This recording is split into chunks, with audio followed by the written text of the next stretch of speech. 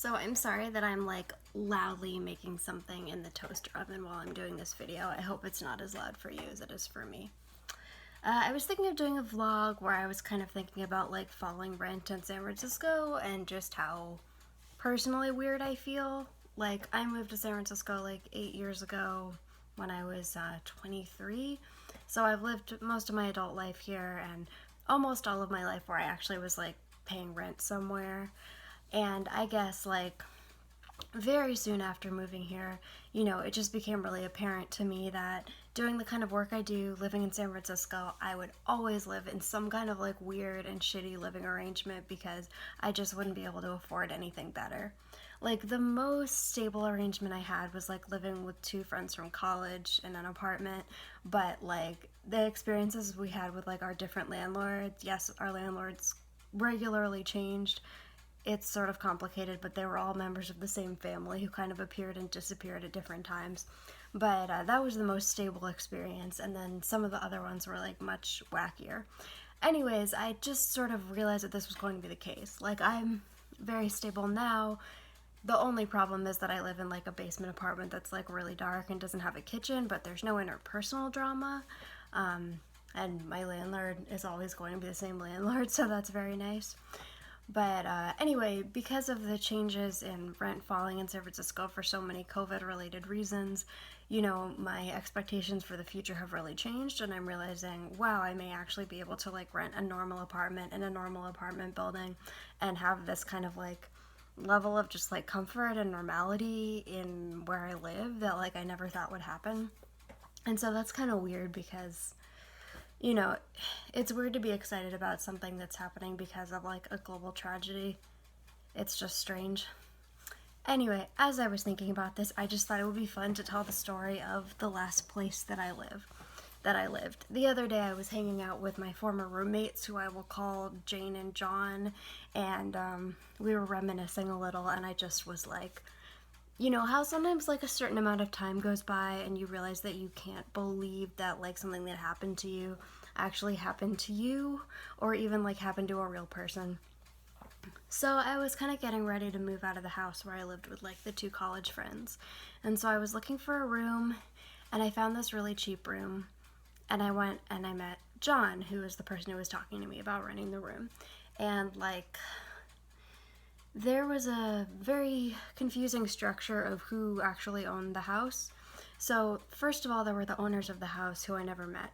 Then there were the people who I thought were the owners of the house for about a year, but they actually were a couple who rented the house, and I think they were keeping it because of rent control. They didn't have to pay as much rent, so they could make some profit by like renting out all the rooms.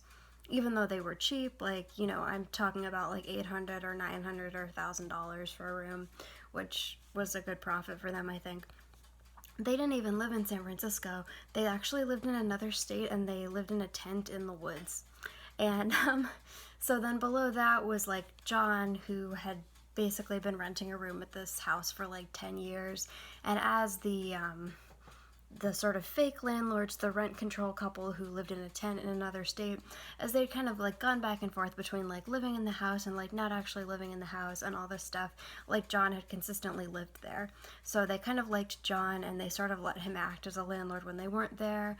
And like over the 10 years, he had like fallen in love and gotten married, and he and his wife had gotten two dogs in these really weird, cute ways. Like, I'm trying to remember. Their dog is so cute. And he found her by the side of the road one day. She just like approached him, and she was just like a tiny puppy. Anyway, so he didn't really plan to add a wife and dogs to like the small room that he was renting, but over the 10 years, like they had all moved in with him. And so it was like a 3-bedroom house, but there was also a shack in the backyard that they rented out to some guy for like $400, but I like literally never saw him. I guess he came in the middle of the night to use the bathroom or something, but I didn't see him at all. So there was also somebody else who was renting a room, but because of their job, they literally wouldn't come home for months. So when I first moved in, it was this really nice situation. I mean, it was this really tiny, weird house that was like full of bugs and like weird animals, like raccoons in the walls and stuff. But it was like just me and like John and his wife Jane and their dogs, who were really nice. And because the landlords weren't really ever there, John and Jane had kind of moved their stuff into the living room and like would treat it as their living room. And like, you know, I'm not the most social person, but whenever I left my room, you know, they would be hanging out in the living room with their dogs watching TV, and it was like a very normal, nice household. So the thing about the fake landlords is that they were part of a religion that many people consider to be a cult. I don't know why I'm being coy. It just seems kind of awkward to say what it is, but it was very obvious from the type of, from basically the entire house, like the way that the entire house was decorated with certain religious iconography. It was very obvious what religion they were part of. And when they were in San Francisco, every day they would go out and they would basically busk. They would like perform, they would like play their sort of religious chants in a public place, and then they would just like collect money. So doing that and renting out rooms, I think, was like their main source of income. And even when they weren't there, it was just very apparent like what their beliefs were, because of the way that the house was basically just like papered with this iconography. It also wasn't you weren't allowed to have alcohol or meat in the house because of their religion, which obviously I totally respected. But at this point, you know, it was kind of this strange house, but it was really nice. I was living with these nice people. We were 3 people in a 3-bedroom house, which seems nice and normal. And I didn't actually meet the landlords. However, as time went on, the one roommate that was never home moved out, so he was replaced with an actual roommate who was actually there. But the 2 landlords lost the ability to like camp out in like the random place that they were camping, which was on the back of like a family member's farm. So they moved back to San Francisco. They were nice to me, but almost the first thing I remember them telling me was that like if I got sick, I should try drinking some colloidal silver. I will say they didn't really try to convert me to their religion or anything, which is nice. But from then on, the house was extremely crowded. They took all of John and Jane's stuff out of the living room. It basically got to the point where John and Jane had to like rent a storage space to put all of their stuff in, because it was all moved out of the living room and they couldn't fit it all into their room. And the fake landlords now all day would like be in the kitchen like chanting and doing religious stuff. For some reason they had this thing that they would do on a radio, so there would be these like weird like voices coming out of the radio and talking back and forth. This was like right next to my head all the time when I was in my room. And like because they needed to like use up all the possible space and they were renting out all of the bedrooms, Jane would sleep in the backyard in a tent, and then the guy moved out of the shack. And sorry, I fucked up my fake names. Sorry. The fake landlady, the wife, would sleep in the shed in the back, and the husband would sleep in the living room. So, yeah, so the people in the house were John, Jane, their 2 dogs, if you want to count them, me, the husband and wife, who were the fake landlords, and another roommate who I can't really remember who it was at this point. There were so many roommates coming in and out. Like when I first came to move in, like John and Jane were like so happy to meet me because they had all these really strange roommates. I think the fake landlords, I don't know exactly what it was, but I sort of feel that like they might not have been the best judge of people when they were the ones who were in charge of interviewing the roommates, because I think they had at least one person who was hiding a family member in their room and pretending that person wasn't living there. And like this wasn't somebody like me who lives in like a basement apartment. It was like a tiny house with like all the rooms next to each other and like the bathroom and kitchen. Like my question about this story was always like, how did this person go to the bathroom? But they were apparently hiding in their family member's rented room for like months, and the only reason the other people found out was just because that person kept getting mail at the house. So anyways, we're all living in the house. It's super crowded, and the main thing that was happening, besides the fact that it was incredibly crowded and we were 6 people and 2 dogs living in a 3-bedroom house, was that the husband of the fake landlords was really, really, really obsessed with like money and being thrifty. So the house like had no heat. It was incredibly cold. I remember that when it got cold, like there were just ants everywhere. Like ants were like eating things that you would like never think that ants would eat. They just like would swarm anything that was even slightly wet or moist, and like everything was wet all the time. So like I remember it was so cold that like when I got up and I went to like put on makeup, like my breath would like immediately fog up the mirror, and I would like lay in bed with like cold hands, and like when I would like wake up in the morning and I would go to put on my clothes would be like freezing cold. And it was also like so moist that because I have a salt lamp, which is what's illuminating me right now, my salt lamp would be like lying in a puddle of water, of like salt water. So it was a very, very cold and wet place to live. And one day the fake landlord suddenly said to me, Amanda, I didn't want to say anything because he'd never discussed this with me, especially because, you know, I didn't really talk to him much when I first moved in. I talked to John because the fake landlord was not even living in that state at that point. He was like, Amanda, I didn't want to talk to you about this, but you've never given me any money for like utilities, and like you should pay me for like your use of toilet paper in the house or whatever. So he started asking me for more money, which I gave. It wasn't that much or anything, but he had this thing where he was like, if you're using like any amount of power, you like have to pay more for it. So one of the things that happened was that at this point, the real landlords, the people who actually owned the house, decided that they wanted to make a visit to the house and see what it was like. And like, it's funny, like, it's just luck that this never happened when like the fake landlords weren't even in San Francisco and John and Jane were like the only people living there, because like the fake landlords had to pretend that like John, Jane, the dogs, and like me and the other roommate all didn't live there because they weren't allowed to rent out any rooms. So they just told all of us not to be there that day. And when I came home, everything in my room was slightly moved around, and there was like a weird piece of goo on the wall. It turns out they took all their religious pictures and they were like hanging them up in all the different rooms so that it would look as if like this was actually their house where they like lived in every room and like weren't renting them out to people. Anyway, at this point, I was so cold and like I was getting to be very annoying to like everyone who knew me because I would just cry about how cold and wet I was all the time. And like people would try to tell me to get a space heater, but I didn't really want to, especially because I knew that the fake landlords would charge me if I used a space heater at all. So one day my client's dad got so annoyed with me that he like impulsively bought me like a cheap space heater. So it was sitting in my room and I wasn't even using it. But that day, after the fake landlords had showed the house to the real landlords, the fake landlord had the nerve to say to me, Amanda, I went into your room to hang pictures and pretend that it's my room, and I saw that you have a space heater, so like you need to start paying me more utilities because you're using a space heater.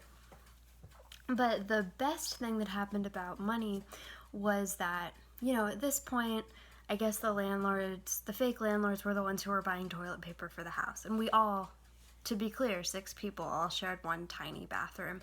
And sometimes the fake landlord would start doing like weird work in the bathroom, and he would like have all these brooms and like all this stuff like filling the whole bathroom so you could like barely walk around without knocking over the brooms. And like it was not very nice because we all needed to use it. There were so many of us, like somebody always was wanting to be in the bathroom, but we couldn't. So he told me, Amanda, I don't think you're giving me enough money for toilet paper. Like, I hate to ask, like, I hate to talk about this delicate subject, but like, I just can't help but notice that you use a lot of toilet paper. And I was like, no, I don't.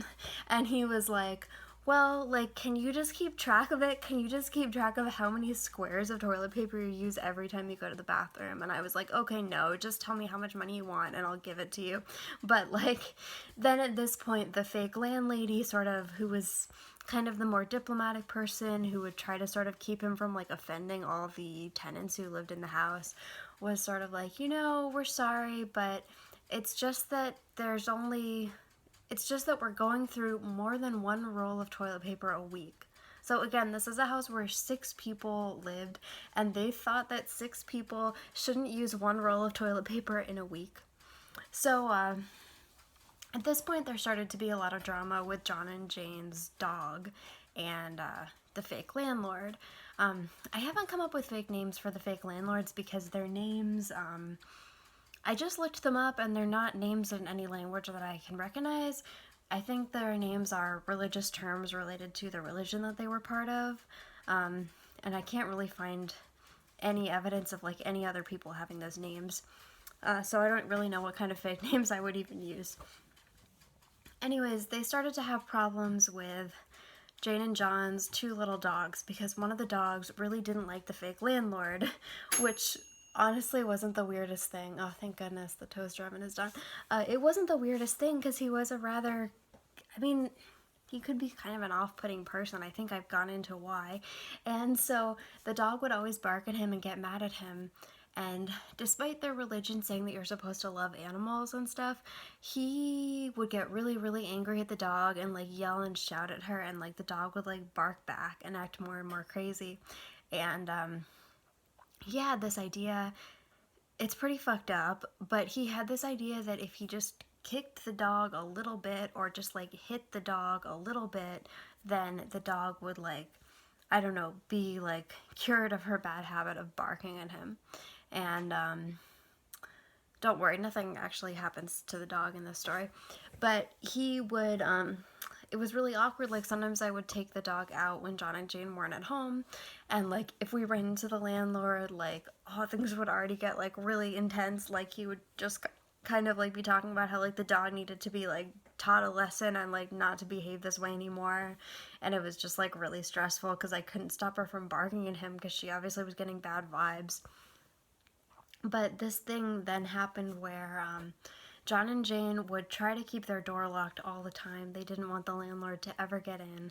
And so sometimes they would like hide a key for me or for other friends who were taking the dogs out. But the landlord really didn't like that they kept the door locked, which is like pretty fucked up. Like you should be able to keep your door locked when you're renting a room. And so I think one day I was like down in the room with the dogs because I think Jane had actually texted me and just been like, the landlord is freaking me out so much. Please just like stay in the room with the dogs so that they're not alone in the house. So I was like with the dogs and like I hear the landlord, the fake landlord, coming up and down the stairs, and like one of the dogs, the one that would get upset, was like barking really loud, and I heard him yelling at her and like all this stuff. And so finally I come out of the room and I see the fake landlord coming down the stairs with like a giant fucking like broom that he was planning to scare or whatever the dog with. So at this point, I think John and Jane had had some kind of like security camera that they had just like set up in front of the house, you know, so they could see who came to the door or something that they'd always had. But they started to get really into setting up cameras, and they set up more and more cameras so they could see like whatever the fake landlords were doing. And actually, like, the landlord had begun to be so creepy to the dogs and also to Jane that she would basically, like, not go up into the house when they were there because they lived in, like, sort of like a bedroom that was on the first floor, and like everything else, like the bathroom and the kitchen and everything, was on the second floor, and all the other bedrooms were on the second floor. So Jane would like literally, I think, be like peeing in a cup and stuff because she was so afraid of and so uncomfortable with the fake landlord that she like didn't want to even be like upstairs when he was there. And since it's like this tiny little house, like if he was in the kitchen or the living room, he basically could like see you and like was really close to you. So I think there was like a point, especially after I moved out, where like Jane was like living on the first floor and she was just watching, like constantly watching all her different video feeds of like what was going on in the house, but like never actually leaving the room, where she just kind of was hiding out with the dogs. So anyway, there were so many cameras in the house, and so eventually it got to the point where like John and Jane would like be sending me like videos and being like, look what the fake landlords did, like look what they've done now. And what happened was that like I mean it's fucked up, but they saw the fake landlord like constantly trying to get into the room so that he could like menace the dog for barking. They saw him like come in and like attempt to like kick the dog and all of these things. And yeah, so I mean, that's pretty much the whole story. I got to the point where I decided I was going to move out because this was so freaky. The three of us and the dogs were all sort of trying to look for a place together, but we weren't able to find one, so I ended up moving out, and they moved out like a month or two later into like different rooms where we've all been pretty happy. But like, it got to the point where like John and Jane were like watching these videos all the time, trying to figure out like what fucked up things like the fake landlord was trying to do to their dog when they weren't there, because you know he had no experience with animals and had some sort of freaky idea that if you like scared a dog enough it wouldn't bark at you. And this was like a tiny dog, so it was really creepy and scary.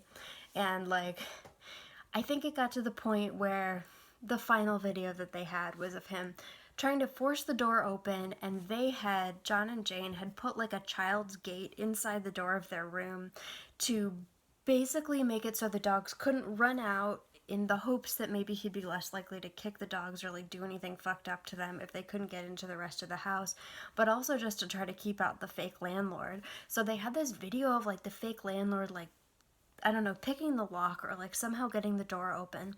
I think he had learned how to pick it with a credit card at this point. And so he had like opened the door, and then he was like trying to get the gate open, and he was like struggling to do it. And then like the dog came up, and he like tried, I think he failed, but he like tried to kick her. And it was kind of this grainy black and white video that John like sent to me and to like everyone. And so I guess he finally sent the video to the fake landlords, and the fake landlords, their immediate response was, I don't like that you have a video and that you're taking videos of us. Like, I don't think you should be allowed to do that. And then once they really watched the video, they were just like, you guys need to leave. Like, you need to leave the house. And by that point, like, I mean, the reason that John and Jane didn't want to move was because every other house and room was so much more expensive than what they were paying. But they finally got to the point where they were like, oh, we don't want to be terrified hiding in the basement and constantly afraid that something is happening to our dogs. So they finally moved. Yeah, that's the whole story. Not that dramatic of a story. It's just like, I was thinking about it yesterday when I was with them, because their remaining dog is so, I mean, don't worry, the one of the dogs passed away from natural causes, but not due to anything in this house. She was just a very old dog, but our pal. But the remaining dog is so sweet, and I was just kind of remembering how when I first moved in, it felt like this magical thing that had happened, that I had like found this really cheap house to live at that was really cold and really weird and really wet and had all these weird vermin in it, but had these really nice people and their dogs, and I was like, wow, things really do work out sometimes. And then like very, very soon, everything changed and it didn't work out at all.